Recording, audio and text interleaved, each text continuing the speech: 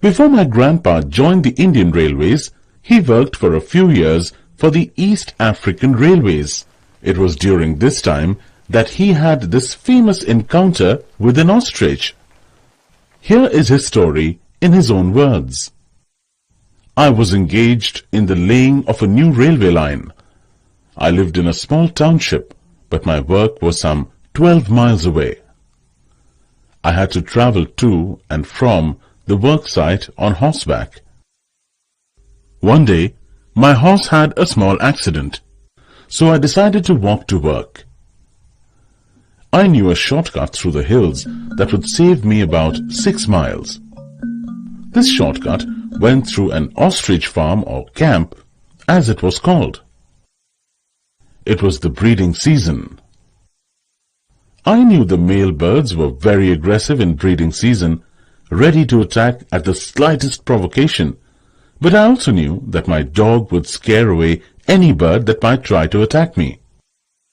Though it may seem strange, the fact is that even a big ostrich, about 9 feet tall, will run faster than a racehorse at the sight of a small dog. So I felt quite safe in the company of my dog. When I reached the camp, I climbed through the wire fencing and, keeping a good lookout, dodged across the open spaces between the thorn bushes. Now and then I saw a few birds feeding some distance away. I had gone about half a mile from the fencing when my dog spotted a hare. Now chasing hares was that dog's passion. I tried calling him back, but I knew it was hopeless. I do not know whether it was the dog's bark or my own shouting, but what I was avoiding immediately happened. The ostriches were scared and began darting to and fro. Suddenly, I saw a big male bird emerge from a thicket about 100 yards away.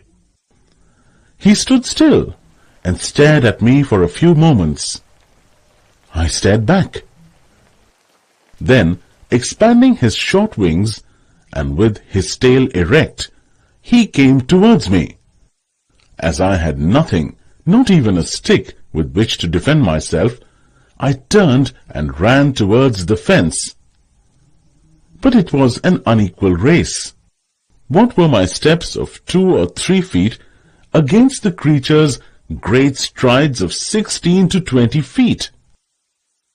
There was only one hope: to get behind a large bush and try to dodge the bird until help came.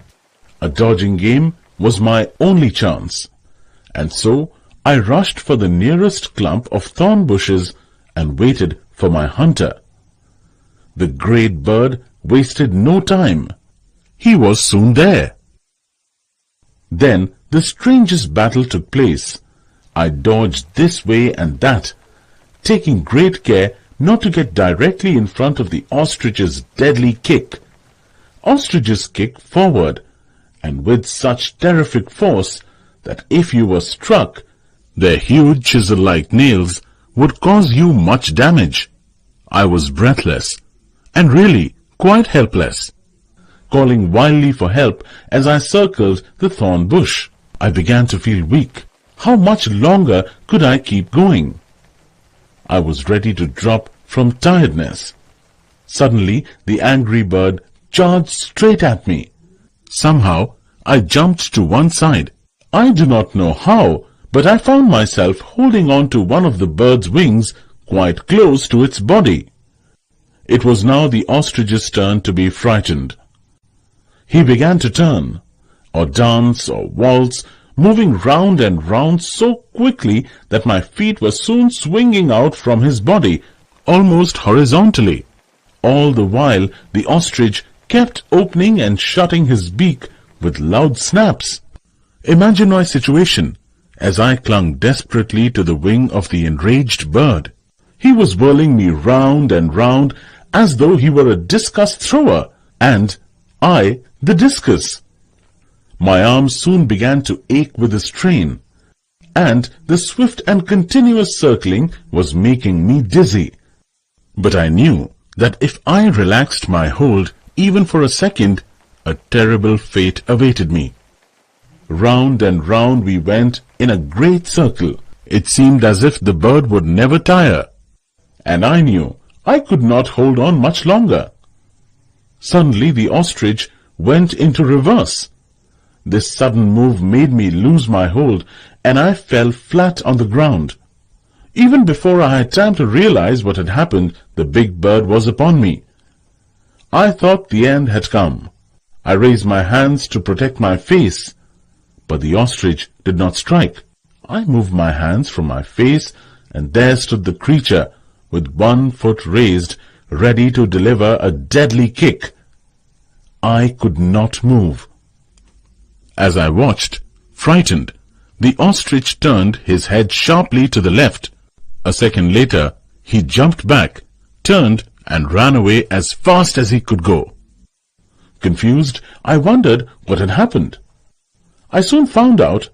To my great joy, I heard the bark of my dog, and the next moment he was jumping around me, licking my face and hands.